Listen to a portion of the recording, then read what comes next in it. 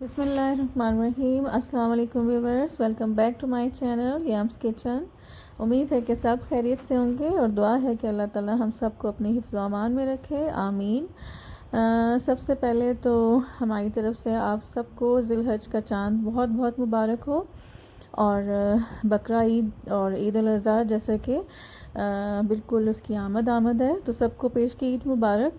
इस मौके पे ज़ाहिर है कि गोश्त जो है वो माशाल्लाह से हर घर में ही होता है और कुछ हमें फ्रीज़ भी करना पड़ता है और मौसम भी काफ़ी गर्म है, तो हमने सोचा कि आपसे एक छोटी सी रेमेडी या आप एक बहुत ही यूज़फुल सा टिप कह लो, आपसे शेयर करते चलें। तो यहाँ पे हमारे पास गोश्त फ्रीज़ पड़ा था, तो जब हमें बहुत ही जल्दी में या कम टाइम में हमने इसको मेल्ट करना हो तो उसके लिए हम आपसे जो प्रोसेस है वो शेयर कर रहे हैं।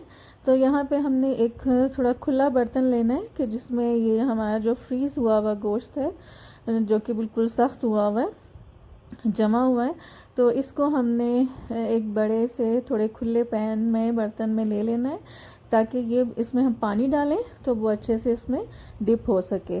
तो आप चाहें तो रूम टेम्परेचर का जो है पानी उसी हिसाब से ले लें और चाहें तो गर्म पानी डाल लें। अगर बहुत ज़्यादा जल्दी है तो आप इसमें गर्म पानी शामिल कर सकते हैं। तो एटलीस्ट मेरे ख्याल से हमें 10 मिनट तक लगेंगे कि ये बिल्कुल हमारा जो गोश्त है वो मेल्ट हो जाएगा। और दूसरा इस टिप का जो फ़ायदा है वो ये है कि हमारा गोश्त जो है वो बहुत ही अच्छा गलेगा और कम टाइम में गलेगा।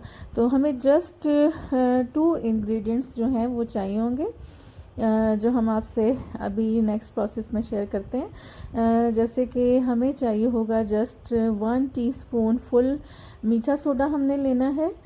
इसमें हम बेकिंग पाउडर जो है वो इस्तेमाल नहीं करेंगे, मीठा सोडा लेंगे। और 1 टीस्पून जो है नेक्स्ट इंग्रेडिएंट हमारे पास आएगा नमक। ठीक है, तो जब हम ये 2 चीज़ें इसमें शामिल कर देंगे पानी में, नमक जो है वो भी हमने तकरीबन 1 टीस्पून फुल लेना है। इन दोनों चीज़ों को हमने इसमें अच्छे से डिज़ोल्व करके रख देना है ज़्यादा से ज़्यादा 15 मिनट के लिए, तो हमारा जो गोश्त है वो बहुत जल्दी मेल्ट हो जाएगा। और दूसरा जो अक्सर हमारा जो गोश्त है उसको गलाने में टाइम थोड़ा ज़्यादा लग जाता है और अगर गल भी जाए तो उसके थोड़े रेशे रेशे से हार्ड से होते हैं।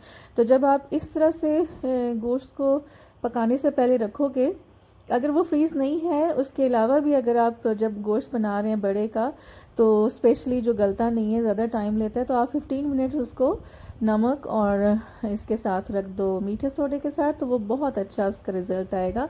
तो कम टाइम में बहुत ही अच्छा गला हुआ सॉफ्ट सा टेंडर और जूसी जो गोश्त है वो इंशाल्लाह तैयार होगा। तो ये जो है टिप रेमेडी जो है ये आपके बहुत ही काम आने वाली है, तो इसको आपने इंशाल्लाह ज़रूर ट्राई करना है। ईद पे तो ज़ाहिर है ईद का मौका ऐसा है, बकरा ईद है, कुर्बानी दी जाती है, अल्लाह ताला हम सबको इसकी तौफीक दे। तो ये है कि हमारे पास गोश्त काफ़ी आ जाता है जो कुछ हमें फ्रीज़ भी करना पड़ता है। तो जैसे कि आप देख सकते हैं हमने ज़्यादा से ज़्यादा इसको 15 मिनट के लिए रखा है, तो ये बिल्कुल आसानी से जो है वो सेपरेट हो रहा है।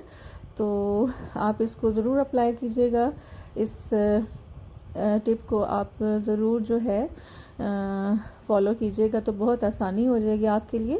तो मुझे उम्मीद है कि आपको ये टिप बहुत पसंद आया होगा।